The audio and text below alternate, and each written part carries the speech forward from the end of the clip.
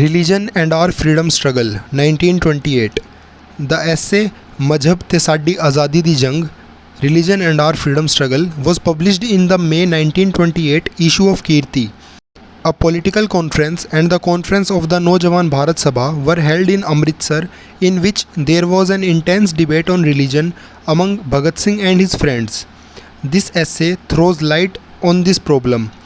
The outlines of the idea of an independent India had begun to be more clearly delineated. Some concrete suggestions for unity among the people have been made in this essay. A political conference was held in Amritsar from 11th of April to the 13th of April along with the conference for the youth. A great deal of debate and discussion centered around 2 or 3 points. One of the issues was religion.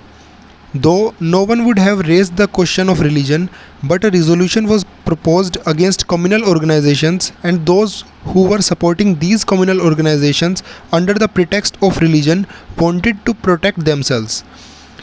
This question could have remained buried a little longer, but once it was brought to the public arena, discussion regarding it could take place and the concomitant question of solving the issue of religion also arose. Even in the subject committee of the regional conference, when Maulana Zafar Ali Sahib uttered "Khuda Khuda" a few times, the president, Pandit Jawaharlal, asked him to refrain from doing so on that platform. "If you are a missionary of a religion, then I am a preacher of irreligion." Later, even in Lahore, a meeting of Naujawan Bharat Sabha was held. Several speeches were made and advice dispensed by some gentlemen who used religion for their benefit and also by those who were afraid to discuss this divisive issue lest it led to tension. The most important thing that was reiterated repeatedly and upon which Shriman Bhai Amar Singh Ji Jhabal laid special emphasis was that the question of religion should not be touched at all.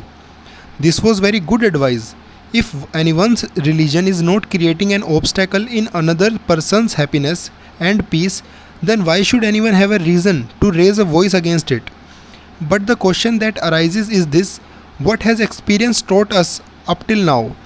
Even in the last agitation, the same question of religion had arisen and everyone had been given complete freedom. So much so that mantras and ayats began to be read from the Congress days as well. Those days, anyone lagging behind in religion was not considered to be good. As a result, narrow-mindedness was on the rise. The ill effects of this are not hidden from anyone.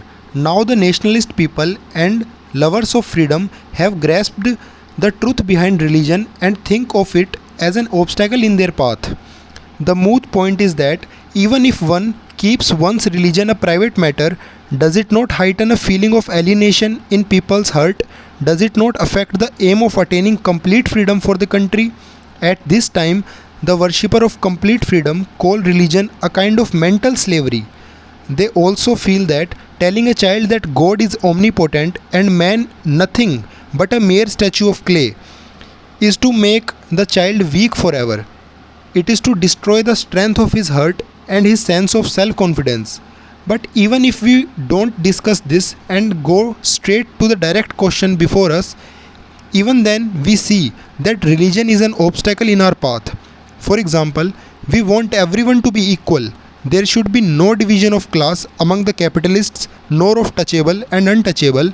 But Sanatan Dharam is in favor of this discrimination. Even in the 20th century, if a low-caste boy garlands people like the Pandit or the Maulvi, they have a bath with their clothes on and refuse to grant the Janeu, the sacred thread, to the untouchables. Either we pledge to say nothing against this religion and sit silently at home, or we must oppose it. People also say that we must reform these ills. Very good. Swami Dayanand abolished untouchability, but he could not go beyond the 4 Varnas. Discrimination still remained. If the Sikhs go to the Gurudwara and sing "Raj Karega Khalsa, may the Khalsa rule," and then come out and talk of a republic, what meaning does it have? Religion says that the Kafirs that don't follow Islam should be hacked down. What would be the result if an exhortation of unity is given here? We are aware that chanting some higher orders ayats and mantras can be used to draw different interpretations, but the question is, why should we not rid ourselves of this entire problem? Religion stands before us like a mountain.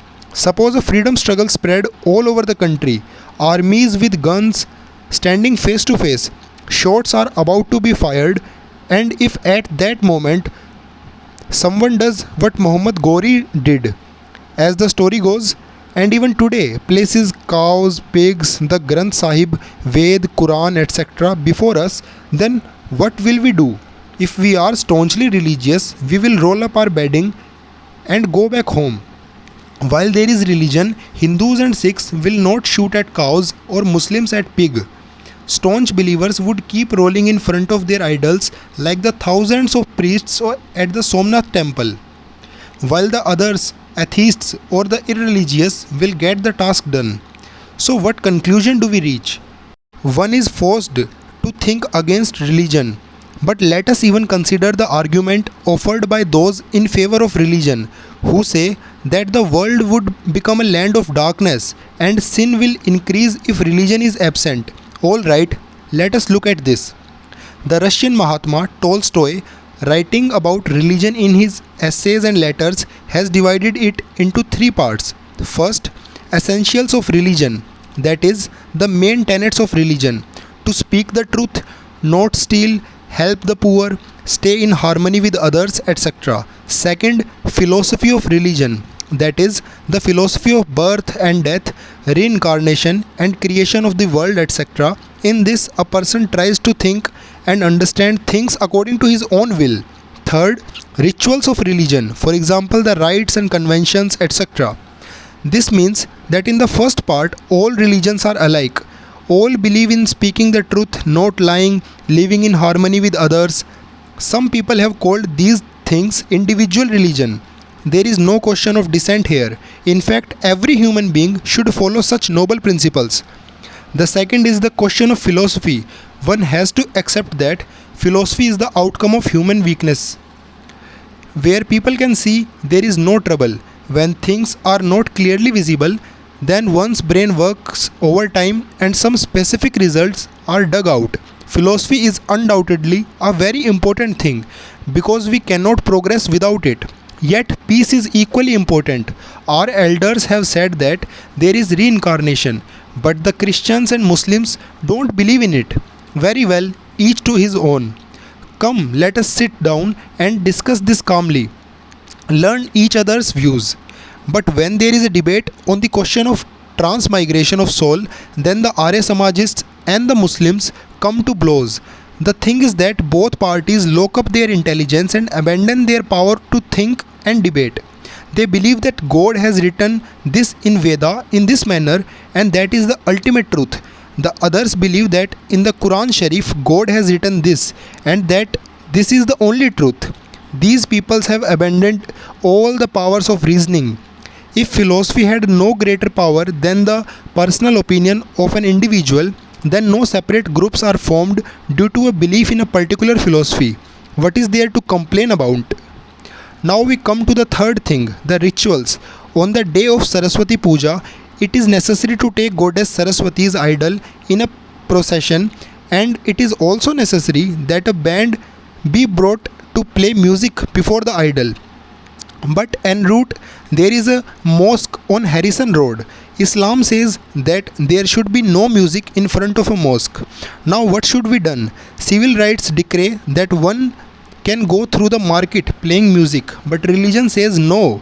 In one religion, cow sacrifice is prescribed and in other, cow worship. What to do under the circumstances?